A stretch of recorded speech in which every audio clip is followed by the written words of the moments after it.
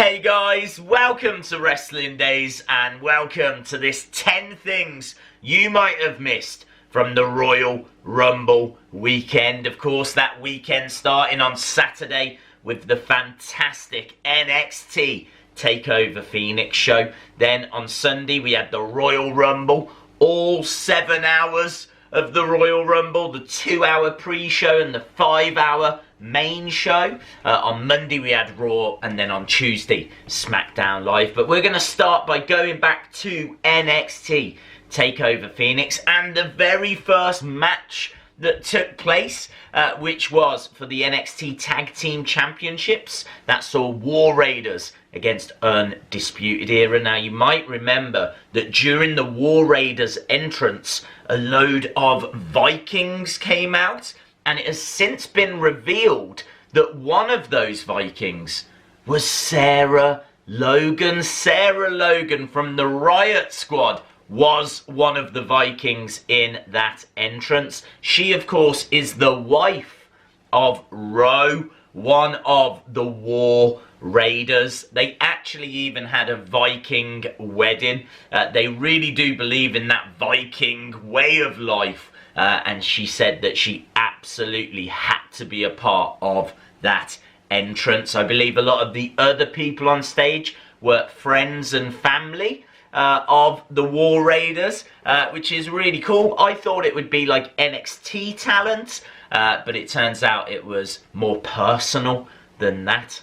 Next up, WWE actually released a video showing this moment because even WWE is aware that a lot of people will have missed it. This took place on Raw. Obviously, we had the Bayley versus Ronda Rousey match. And after that match, the man would arrive. Becky Lynch came out on Raw, stepped into the ring and told Ronda that she wanted to face her at WrestleMania. But just before Becky gets into the ring, there's a nice little moment between Becky and Bayley. It's where they look at each other and both give the 4-hand gesture.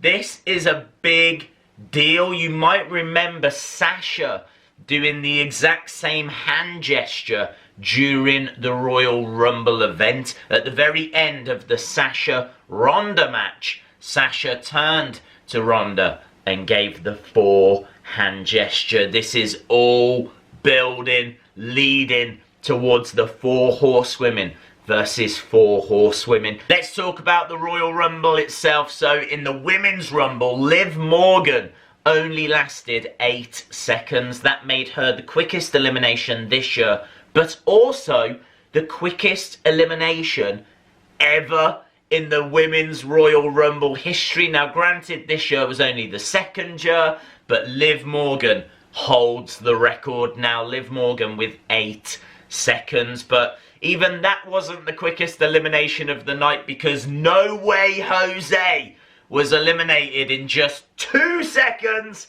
during the Men's Royal Rumble.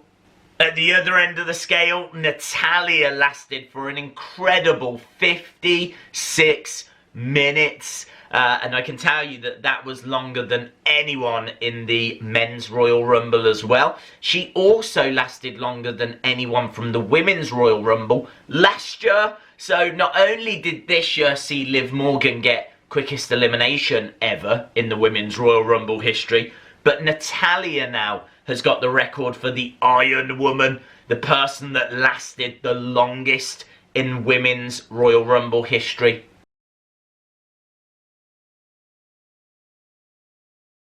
Whilst we're talking about eliminations, I can tell you that Charlotte and Braun Strowman were the 2 superstars that got the most eliminations in each Rumble match. Both of them getting the same amount of eliminations. Both of them with 5 eliminations. Here's a fun little statistic that I found about the Men's Royal Rumble.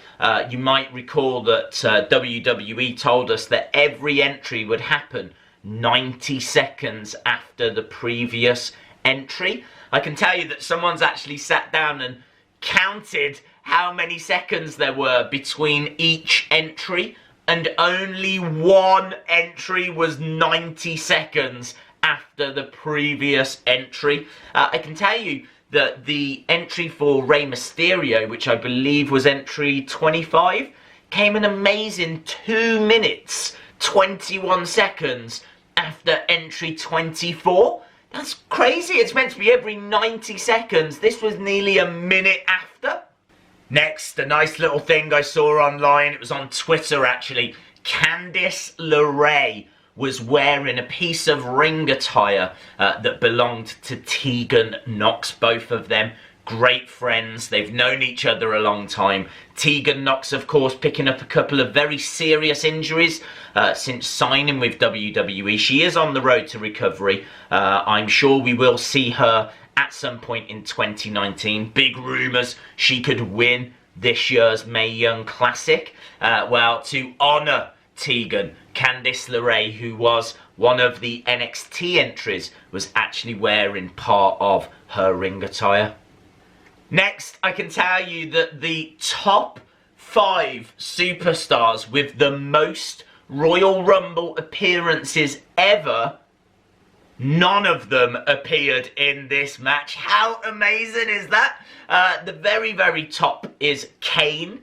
Kane has appeared, I believe, 19 times in the Rumble, and he obviously wasn't here. As well as that, we've got people like Shawn Michaels, who I think has appeared around about 12 times.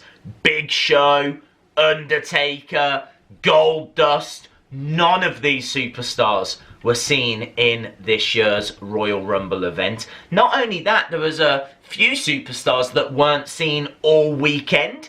Where were the B team? We didn't see Bo Dallas. We didn't see Curtis Axel.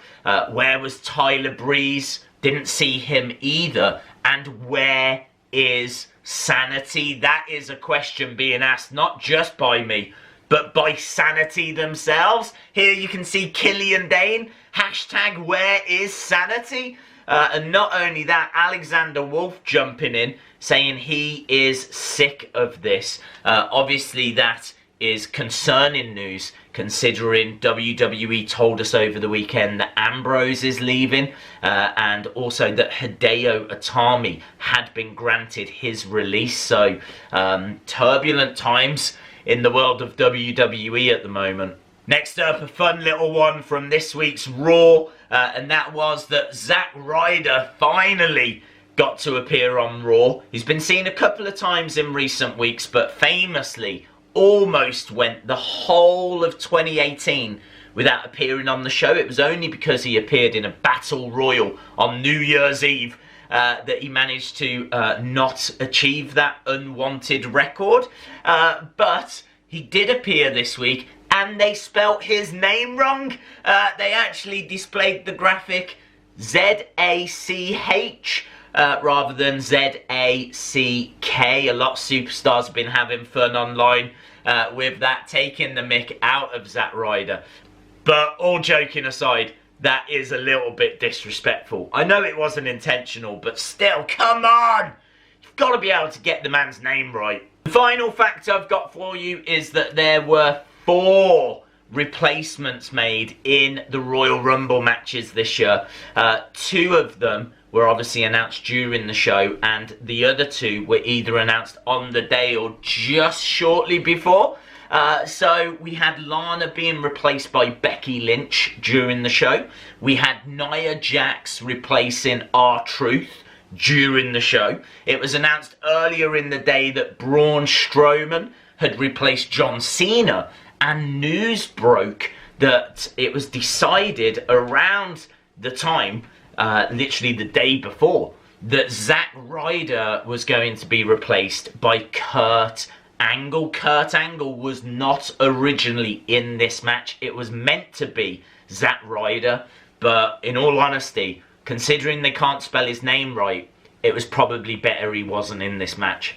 And that's it, guys. Let me know your thoughts in the comments below. If you enjoyed the video, give it a like, hit the subscribe if you haven't already, and hopefully I'll see you again next time.